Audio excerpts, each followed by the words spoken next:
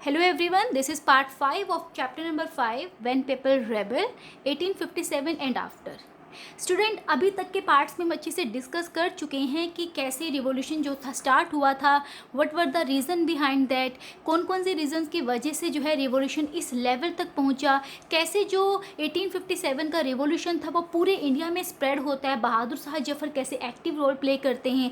फिर जो हमारा नॉर्दर्न इंडिया है वहाँ पर जितने भी नोडल पॉइंट्स थे, लाइक झांसी के अंदर महारानी लक्ष्मीबाई, कानपुर में तात्या टोपे थे, उसके अलावा जो रानी अवंतीबाई थी, और भी बहुत सारे प्रोमिनेंट लीडर्स थे जिन्होंने बहुत ही एक्टिवली जो है इस स्ट्रगल में, इस रिवोल्ट में पार्टिसिपेट किया। ठीक है, हम लास्ट मोमेंट तक जो है ब्रिटिशर्स को हरा चुके थे और ऐसा लग रहा था कि that now we can win, अब हम जीत सकते हैं और हम जीतने वाले थे।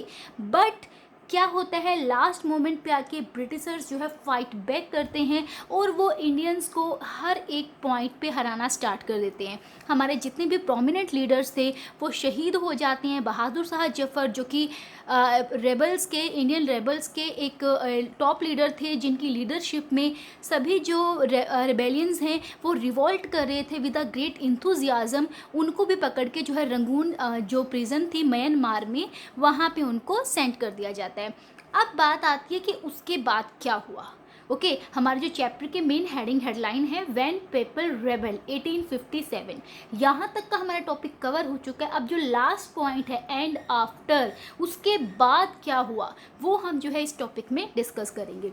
सो student, just like I want to give you example, like हमारा कोई भी क्रिकेट मैच होता है, ठीक है, लाइक इंडिया का ही क्रिकेट मैच है, और इंडिया के क्रिकेट मैच में अगर इंडिया किसी भी जो है मैच में हार जाता है, तो देखिए हारना जीतना एक अलग चीज़ है, कभी वो हारता भी है, कभी इंडियन क्रिकेट टीम जीतती भी है। तो फॉर एग्जाम्पल वो हार जाते हैं, जीत जाते हैं, जो भी है, बट एक मैच की ओवर होने के बाद उनकी एक स्ट्रैटेजी होती है कि आगे हमें क्या करना है। लाइक अगर वो हारते हैं तो अपने आगे की स्ट्रैटेजी को इम्प्रूव करते हैं, और अगर जीतते हैं तो भी जो है फिर वो डिसाइड करते हैं कि आगे हमें और बेटर कैसे प्ले करना है। ठीक है, सेम ऐसे ही 1857 के रिवॉल्यूशन के बाद हुआ। अब ब्रिटिशर्स क्या कर रहे थे, Britishers wanted to control further, वो आगे ऐसे कोई भी बैटल, कोई भी रिवोल्ट अगेन स्टार्ट कराना नहीं चाहते थे। दे डिडंट वांट कि कुछ भी ऐसा हो फ्यूचर में जो दोबारा से ऐसे स्ट्रगल को जो है बर्थ दे। So they were required to change their policies. अब वो भी न्यू स्ट्रेटजीज बनाना स्टार्ट कर देते हैं। अब Britishers wanted to regain control by the end of 1859। 1859 के एंड तक आते आते जो ब्रिटिशर्स हैं वो क्या करते हैं, दोबारा से जो है अपना कंट्रोल एस्टेब्लिश करना स्टार्ट कर देते हैं। So here are some important changes जो इस रेवोल्यूशन के बाद स्टार्ट होते हैं। ब्रिटिशर्स कौन कौन से चेंजेस स्टार्ट करते हैं, कौन से चेंजेस होते हैं और किस टाइप के चेंजेस जो वो स्टार्ट करते हैं, we will discuss about that.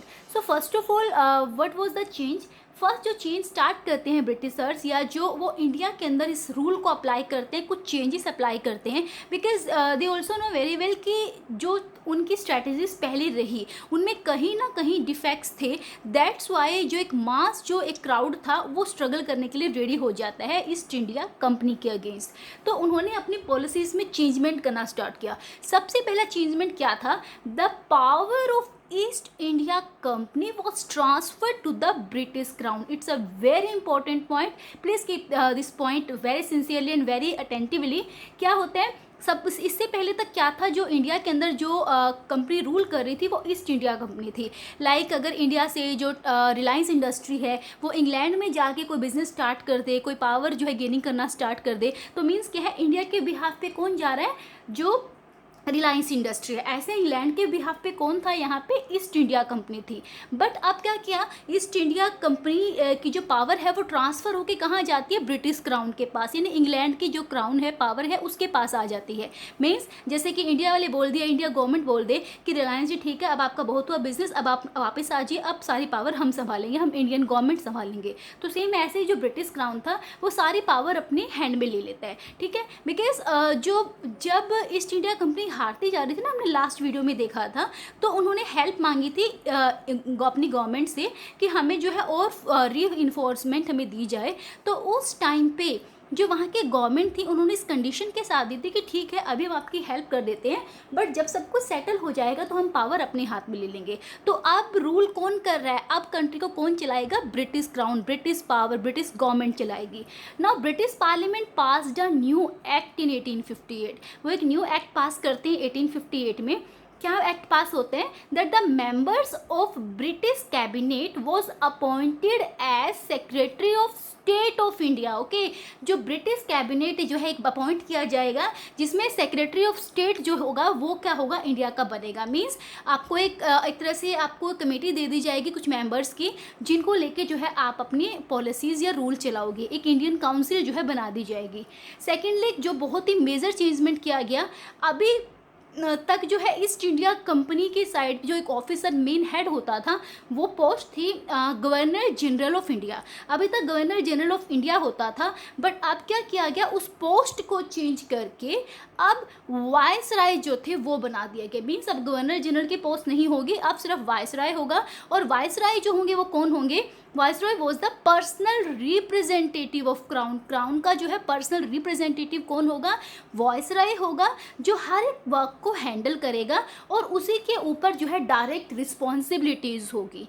ठीक है student, I think first point आपको अच्छे से क्लियर हो चुका होगा कि पावर ट्रांसफ़र होके ब्रिटिश क्राउन के पास आ जाती है और अब ब्रिटिश क्राउन की जो है परमिशन के साथ ही सारे रूल्स जो है इंडिया में अप्लाई होंगे। अब सेकंड क्या था, all the ruling chiefs of the country were assured. जितने भी रूलिंग चीफ्स थे, लाइक जितने भी छोटे मोटे जो भी रूलर्स बचे थे इंडिया में, उन सबको भी जो है अश्योर कर दिया गया, उनको एक तरह से सेटिस्फेक्शन दे दी गई। किस चीज़ की, उनको क्या अश्योरेंस दी गई, that there territories would never be annexed in future, कि जितने भी रूलर्स बचे हैं उनकी जो टेरिटरीज है वो कभी भी फ्यूचर में उनसे छीनी नहीं जाएगी। यही तो प्रॉब्लम थी ना, झांसी की जो रानी है, झांसी की जो क्वीन थी रानी लक्ष्मीबाई, उन्होंने क्यों बैटल की, क्योंकि उनकी टेरिटरीज उनसे छीनी जा रही थी। ओके, जो रानी अवंतीबाई थी, तात्या टोपे थे, उन सब ने इसीलिए तो रिवोल्ट किया, उनकी टेरिटरीज उनसे छीनी जा रही थी। और अब ब्रिटिशर्स क्या कर रहे हैं, क्योंकि उनको पता है कि जो इंडियंस हैं अगर आप उनको सेंटिमेंट्स को हर्ट करेंगे, उनकी पावर्स, उनकी एक तरह से उनके राइट्स उनसे लेंगे, तो they start a new revolt. Okay, that's why वो क्या करते हैं, वो सारे चेंजमेंट करते हैं। अब वो उनको अश्योरेंस दे देते हैं कि फ्यूचर में कभी भी आपकी टेरिटरी आपसे छीनी नहीं जाएगी। सेकंड वो क्या करते हैं, they are allowed to pass on their kingdom to their heirs. Means देखिए एक और सबसे बड़ा जो एक उन्होंने चेंजमेंट किया, रानी लक्ष्मीबाई ने बैटल इसलिए स्टार्ट की थी बिकॉज एक तो उनकी टेरिटरी उनसे छीन रहे थे, सेकेंडली जो उनका अडॉप्टेड सन था उसको वहाँ का किंग नहीं मान रहे थे ब्रिटिशर्स। और बहुत सारी ऐसी किंगडम्स थी जिनके भी उनके खुद के जो है सन नहीं होते थे और जिन्होंने किसी दूसरे को अडॉप्ट किया था, ब्रिटिशर्स ने उनको वहाँ का जो प्रिंस है वो मानने से डिनाई कर दिया था, इसीलिए उन्होंने रिवोल्ट किया। बट अब ब्रिटिशर्स क्या कर रहे हैं, अपनी उसी मिस्टेक को दोबारा से रिफॉर्म कर रही है। अब उन्होंने राइट दे दिया कि अगर आपका कोई अडॉप्टेड सन भी है तब भी जो हम उसको आपकी जो पावर है वो हैंडल कर सकता है, we don't have any problem, हमें वो एक्सेप्टेबल होगा। But they have to acknowledge British queen as their sovereign paramount. Means क्या हुआ, देखिए पावर्स तो दे दी, ठीक है, उनको सारे राइट्स भी दे दिए, बट एक जो होता ना एक चेन उनके पाँव में डाल दी। और वो चेन क्या थी कि आपने जैसे बहादुर शाह जफर को माना था ना अपना लीडर कि हम इनके अंडर जो है रूल करेंगे, ऐसे ही आपको सारी पावर मिलेंगी, आपको सारे राइट्स मिलेंगे, बट आपको किसके अंडर रहना होगा, ब्रिटिश क्वीन के अंडर रहना होगा, उसकी पावर के अंडर रहना होगा, उसको अपनी सुप्रीम पावर मानना होगा। Okay, 2 changes, 2 points clear. Third point क्या होता है, इंडियन सोल्जर का जो प्रोपोर्शन था उसको डिक्रीज कर दिया जाता है और जो यूरोपियन सोल्जर्स का प्रोपोर्शन था उसमें एक तरह से इंक्रीमेंट कर देते हैं। Increment in the sense Britishers new very well कि इंडियन सोल्जर्स ने, इंडियन सिपॉइज ने ही रिवोल्ट किया है, दैट्स वाई वो चाहते थे कि फ्यूचर में ऐसा कोई भी रिवोल्ट ना हो, इसलिए उन्होंने इंडियन सोल्जर्स की जो नंबर था, उनकी संख्या थी, उनको कम कर दिया और यूरोपियन सोल्जर्स को, इंग्लैंड से सोल्जर्स को मंगा के बुला के उनको जो है उसमें सोल्जर्स में जो है एक तरह से उनकी भर्ती करा दी, उनकी जो है रिक्रूटमेंट करा देते हैं। उसके बाद जो मुस्लिम्स है, थर्ड पॉइंट क्लियर हो गया। उसके बाद जो मुस्लिम्स थे, मुस्लिम्स की जो लैंड एंड प्रॉपर्टी थी, land and property was confiscated. Okay, means क्या हुआ कि जो ब्रिटिशर जो मुस्लिम्स थे, ब्रिटिशर्स क्या मानते थे कि जो 1857 का रिवॉल्यूशन हुआ है उसके पीछे मुस्लिम्स का हाथ है, मुस्लिम रिस्पॉन्सिबल है। दैट्स वे अब क्या करते हैं, वो बड़े ही अनफेयर और अनजस्टिस बिहेव करना स्टार्ट कर देते हैं मुस्लिम्स के साथ। वो उनकी जो लैंड है, प्रॉपर्टी है, उनको छीन लेते हैं और उनको एक बड़ी ही हॉस्टिलिटी के साथ उनके साथ बिहेव करते हैं, बड़ा ही सस्पिशियस जो है बिहेव उनके साथ करते हैं और एक तरह से अनफेयर जो बिहेवियर है ब्रिटिशर्स का वो स्टार्ट हो जाता है। अब ब्रिटिशर्स ने एक बहुत बड़ी मिस्टेक की थी कि वो इंडियन जो रिलीजन है, कस्टम्स हैं, उनमें बड़ा इंटरफियर किया था। दैट्स वाई जो कॉमन पीपल थे वो बहुत ज़्यादा जो है एक तरह से डिसएग्री थे ब्रिटिशर्स के साथ।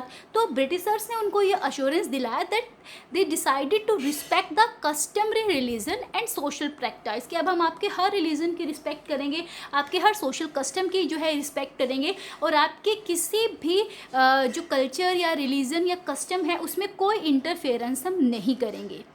6 जो चेंज आया था, policies were made to protect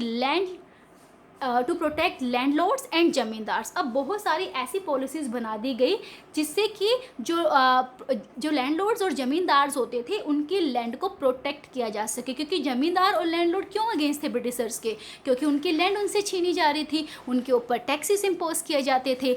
that's why अब उन्होंने ऐसी पॉलिसीज़ बनाई जिससे कि जो ज़मींदार्स हैं उनके लैंड को प्रोटेक्ट किया जा सके और एक तरह से लैंडलॉर्ड और ज़मींदार को वो अपनी साइड कर रहे हैं कि फ्यूचर में ये लोग दोबारा से हमारे अगेंस्ट खड़े ना हो, दोबारा हमारे लिए कोई प्रॉब्लम क्रिएट ना हो।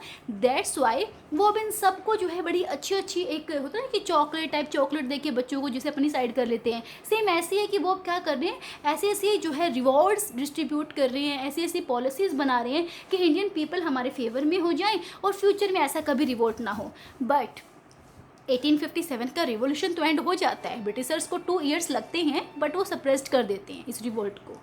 बट कहते हैं ना पिक्चर अभी बाकी है, सेम यहाँ पे भी है। 1857 का रिवॉल्यूशन एंड हुआ है बट इंडियन रिवॉल्यूशन एंड नहीं होता है। वो कहीं ना कहीं हर एक इंडियन के जो एक उनकी जो हार्ट है, उनके सोल है, उसमें वो रहता है और उसके बाद कुछ टाइम का जो है एक गैप पीरियड बीच में आता है। बट उसके बाद फिर से जब ब्रिटिशर्स की हार्श पॉलिसी स्टार्ट हो जाती हैं तो फिर से जो है वो दोबारा से रिवोल्ट करना स्टार्ट कर देते हैं, दोबारा से फिर सब कुछ स्टार्ट हो जाता है। सो स्टूडेंट, आपने इस चैप्टर में बहुत सारी नई नई चीज़ें सीखी होंगी। आई होप आपको हर एक पॉइंट, हर एक टॉपिक जो है क्लियर हो गया होगा। And if you still have any problem then please आप पार्ट 1 से लेके पार्ट 5 तक दोबारा से देख सकते हैं, so that every content and every topic can be very clear. So I hope आपको हर चीज़ अच्छे से क्लियर हो गई होंगी and now you can understand the role of our prominent leaders in our freedom struggle. And I hope आप इन सब से बहुत इंस्पिरेशन मिली होगी और इनको रोल को भी आप अच्छे से समझ गए होंगे। So all the best dear student, I hope you all should be like these soldiers. Thank you so much.